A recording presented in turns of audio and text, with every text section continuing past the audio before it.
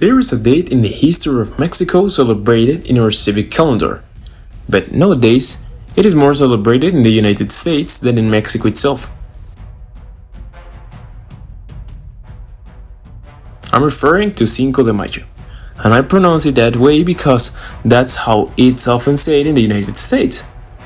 Just a few days ago, another anniversary of May 5, 2024 was commemorated. This date and celebration have many historical inconsistencies and know the most. To begin with, for those who don't know what is celebrated on that day.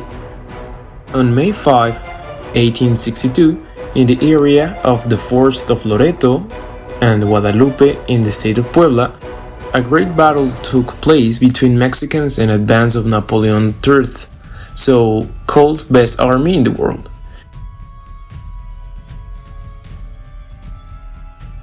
Before this battle, the French, English, and Spanish arrived in Mexico demanding payment owed by Mexican government.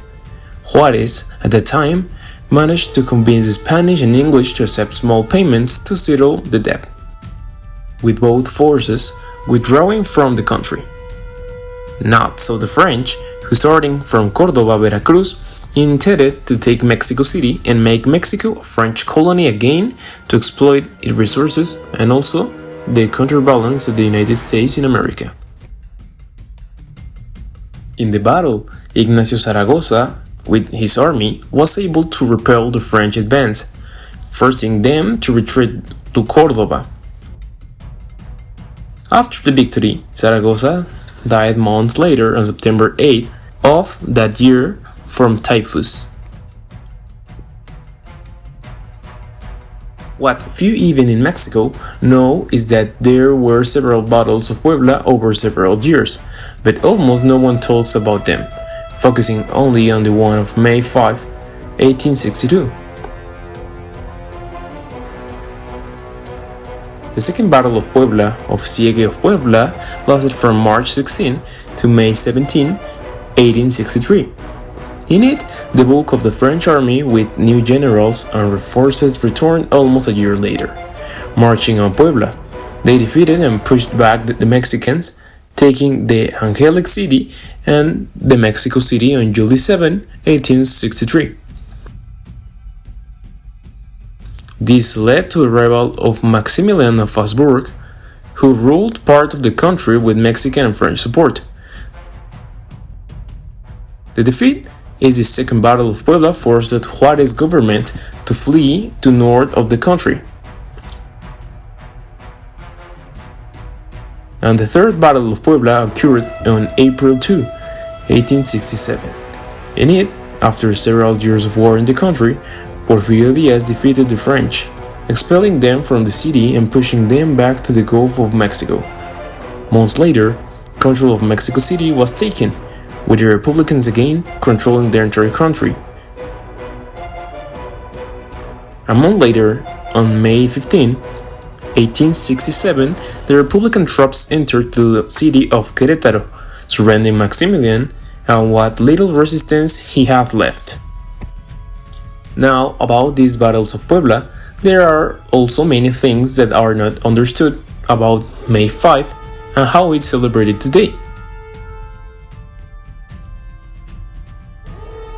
According to the federal government in Mexico, for political convenience and personal interests, they create heroes and villains, as well as celebrate certain civic holidays. Obviously, most Mexicans today only know of this Battle of May 5 as the event where the French were defeated, without explaining to people if they were defeated because later Maximilian became Emperor of Mexico. Obviously, in reality they were defeated, in quotes. As we saw, they only retreated to the coast, to almost a year later take Puebla and many states of the country. But in their case, the most significant victory of Puebla would be the Battle of April 2, 1867, almost 5 years after one in 1862, which is not celebrated today.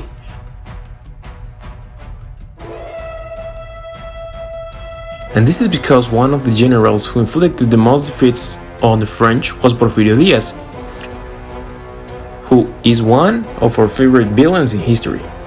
Obviously, when Diaz took power, he did not want to let go until the revolution forced him to leave the country.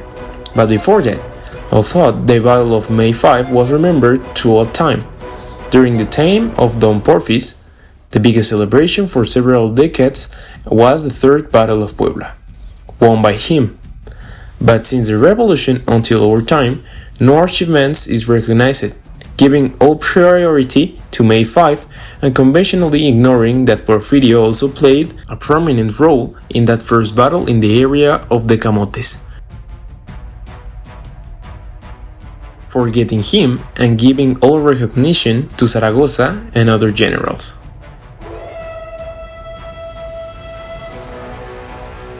Perhaps many of you remember, but in various parts of the country, especially in elementary and secondary schools in our childhood, the Battle of May 5 was celebrated. But as time passed, the event was commemorated less and less. Even before, that day was a mandatory day of rest, but today in many parts it is not.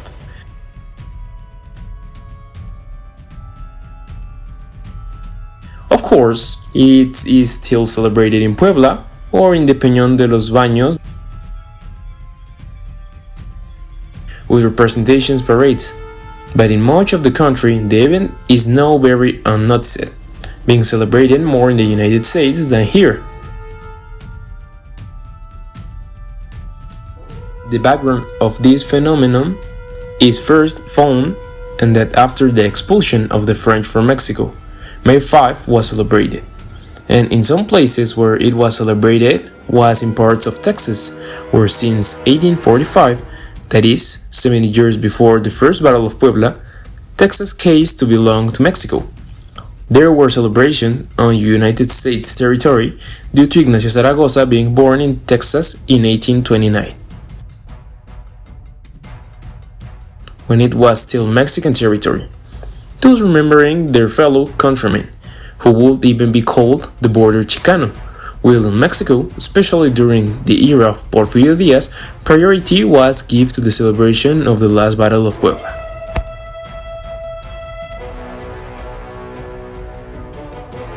And returning to the United States, especially since 1960, the current explosion of the celebration took place, led by Mexican migrants, who began the celebration of May 5 as in Mexico, but with several distortions that continue to this day. In Mexico, much of the meaning of May 5 has been lost.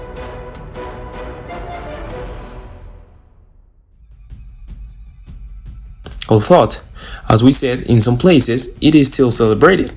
Obviously, at least, here is clear that its celebration had to do a battle.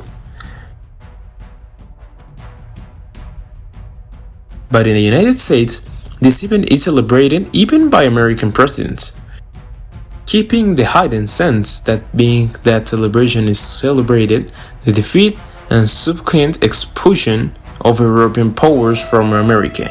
In addition, the Third Battle of Puebla is not recognized either because the United States does not have very good relations with Porfirio Diaz either, since much European investment came with Porfirio looking for counterweights precisely against in northern Naples.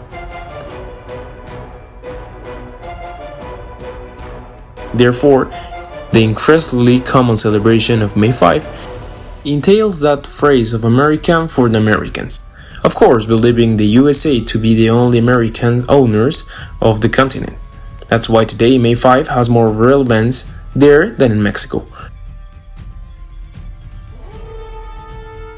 Falling into such egregious heroes, and many believe it is Mexico Independence Day, although the truth is we cannot blame them, because even here in Mexico we keep that beautiful tradition to celebrating dates conventionally and not so much according to historical truth. For although those who say that May 5 is Mexico Independence Day, here we celebrate independence on September 15. But again, as the consummation of independence was in charge of Iturbide, it is not convenient to remember that, and better what is celebrated today, that the fox of Hidalgo stirred up the race.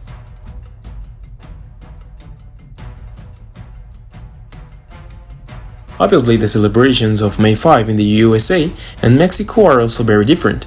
For they eat tacos and guacamole in industrial quantities, with mariachis, colorful tablecloths, tequila, and zarapes. At least I have never done that on a Cinco de Mayo. They even use expressions like "ole" during the celebration.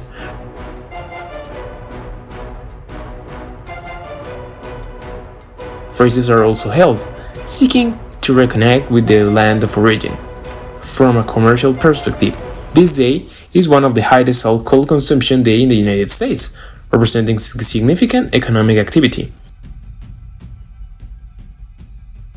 And of course, others commemorate the events as kind of celebration against oppression and inequality suffering by Latinos, especially Mexican descendants in that country.